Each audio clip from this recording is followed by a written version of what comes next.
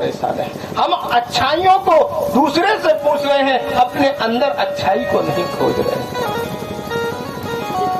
हम अपने अंदर अगर अच्छाई को खोज लेंगे तो हमें बाहर अच्छाई की जरूरत, हमें बाहर अच्छाई अपने आप प्राप्त होती है। तो सूर्य भगवान ने कितने शिष्य बनाए? 4 शिष्य बनाए हैं और चारों ने नाम किया अपने गुरु का। किया कि नहीं किया? सबसे पहले शिष्य कौन है सूर्य भगवान के? हनुमान जी महाराज है। हनुमान जी के और गुरु भाई कौन कौन से हैं? अष्ट सिद्धि नौ निधि के दाता असवर दीन जानकी माता। वो आज हमारे हनुमान जी महाराज प्रथम शिष्य हैं सूर्य के। बल्कि हनुमान जी को बचपन में पता नहीं था, तब जब उनको अपने मुखारबिंद में ले लिया, लेकिन जब उन्हें अष्ट सिद्धियां मिली, 9 निधि की प्राप्ति हुई, तो सूर्य को गुरु बनाया। तो उनके बराबर कोई अतुलित बलधामों नहीं है।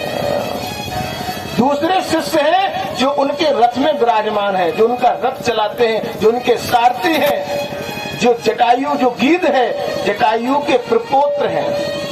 कौन है? जटायु का तो नाम सभी ने सुना है। जटायु के प्रपोत्र, जैसे आप और आपका जो नाती आपकी गोद में बैठा है, इसको प्रपोत्र कहा जाता है। जटायु का प्रपोत्र कौन है? गरुण जी और अरुण, 2 भाई हैं।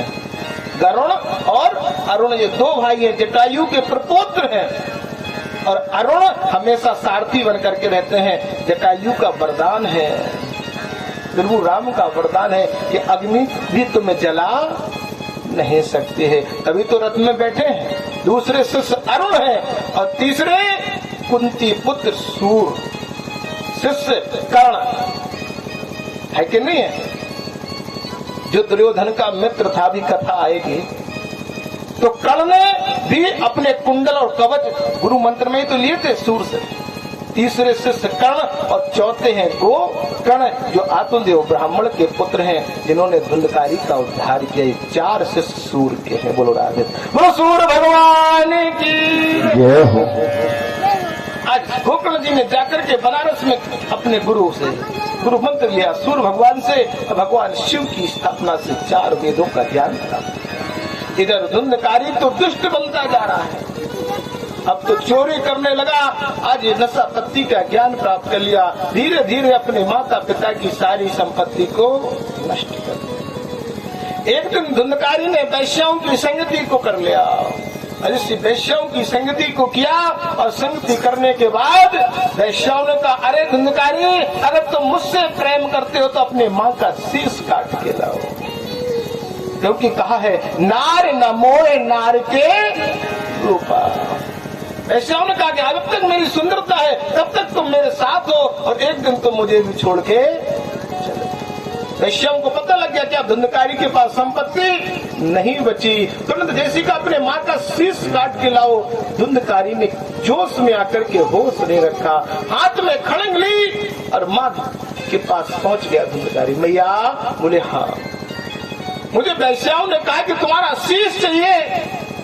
धुंधकारी की बात को सुनकर के माँ रोने लगे। लाला, नित्य पहुंच पहुंच राखो नैनन के दुलारे को और प्राणन के प्यारे को, और आज पल में मुझे पराया कर दोगे। वो माँ है जो स्वयं बालक को सूखे में सुलाती है, स्वयं गीले में। इतना दर्द कष्ट सहने के बाद तुम कह रहे कि मैं, तब धुंधली को याद आई कि अगर मैंने अपने पति की सेवा की होती तो आज क्या होता। क्योंकि आजकल की नारियां पतियों की सेवा नहीं कर रही हैं। एक बात एक कवि की याद आ गई है, आजकल की नारियां कैसी होंगी, पीछे वालों सुनना, आगे वाले नाराज मत होना। बोलो राधे राधे, क्योंकि 4 चिड़ैया भी कल नहीं आया तो फिर कैसे काम हुआ। ऐसी धुंधली है ना, ऐसी आजकल की सब नारियां होती चली जा रही हैं। बोलो राधे राधे। कि पति बैठा बीमार कहता है, पति तो बीमार हो है, 108 डिग्री शुक्ला जी जैसे बुखार चलो, और फिर उन्हें नहीं सुनने, वो तो अपने काम में। और सास ससुर कहे, बेटा भूख लगी भोजन दे दो, बेटा नवरात्रि हम तो देवी जी के मंदिर जा रहे हैं। तो क्या है कि पति बैठा बीमार कहता है, वो बैठे पान चबाती है।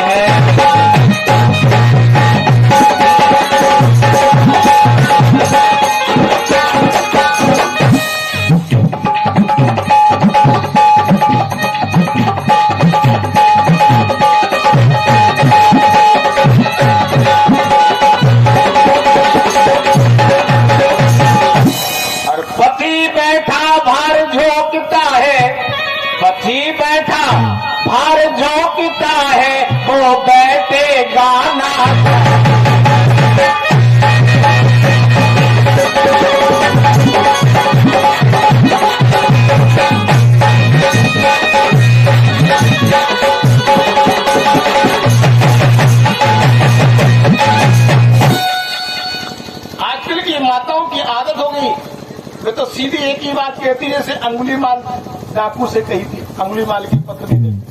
जब सप्तऋषि पहुंचे और सप्तऋषियों ने जाकर के अंगुलीमाल डाकू से कहा, मुझे बताओ तुम जो अत्याचार कर रहे हो, जो पाप कर रहे हो, उसका फल कौन कौन भोगेगा? अंगुलीमाल डाकू बोला, प्रभु हमारा काम इस रास्ते से जो भी निकलेगा उसकी एक अंगुली काट के हम अपने गले में धारण कर लेते हैं। जब ऐसा मेरे श्याम सुंदर ने कहा, प्रभु ने, नारायण ने अपने विचारों को प्रकट किया, तो उसी समय कह दिया था अंगुलीमाल की बात को सुनकर के सप्तऋषियों ने बोले, जाओ अपनी पत्नी अपने माता पिता से पूछ के लाओ कि पाप के भागी हैं कि नहीं। बोले पाप के भागी? बोले हाँ। तो जब पहुंचे तो पत्नी ने साफ कह दिया, आप चाहे पाप करो चाहे पुण्य, हमारा तो उदर की पूर्ति करो। तब अंगुलीमाल को ज्ञान हुआ, ऋषियों मेरी पत्नी मेरे माता पिता कह रहे, मुझे पता नहीं है, तुम्हारा धर्म है परिवार का पालन पोषण करना, तुम कैसे कमा रहे उसमें हम भागी नहीं होते। तुम अगर धर्म करोगे तो पत्नी और बच्चे साथी होते हैं, धर्म में तो बंटवारा कर लेते हैं लेकिन अधर्म में कोई साथी नहीं है। तो अंगुलीमाल डाकू ने तुरंत उसी दिन संन्यास ले लिया था। और वाल्मीकि की तो बात सबको ही पता है? उल्टा नाम जपा जग जाना वाल्मीकि भय ब्रह्म। ऐसी आज की नारियां हैं, वो कहती आप क्या कर रहे हैं मुझे पता नहीं, मेरा तो परिवार का पालन पोषण करिए। धुंधली को आज याद आ रही